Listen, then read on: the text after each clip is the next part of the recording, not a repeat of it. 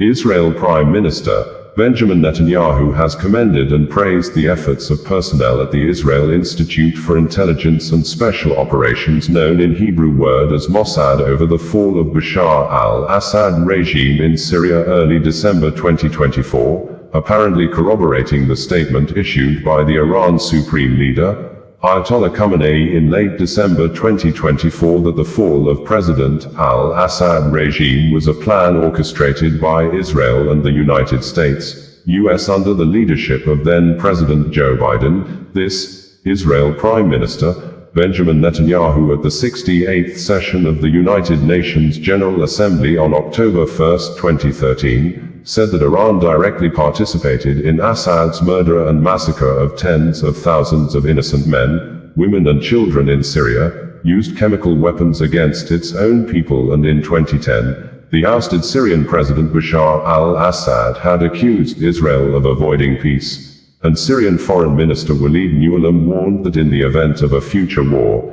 Israeli cities would be targeted by Syrian missiles, an action Israel Prime Minister Benjamin Netanyahu believed to be the underground work of Iran's Supreme Leader, Ayatollah Khamenei. He had accused severally of being the root cause of war in the Middle East, specifically stating at the 68th session of the UN Assembly that, some 2,500 years ago, the great Persian king Cyrus ended the Babylonian exile of the Jewish people.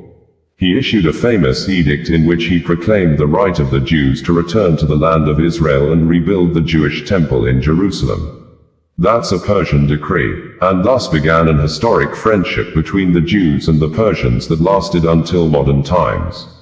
But in 1979 a radical regime in Tehran tried to stamp out that friendship. As it was busy crushing the Iranian people's hope for democracy, it always led wild chants of death of the Jews.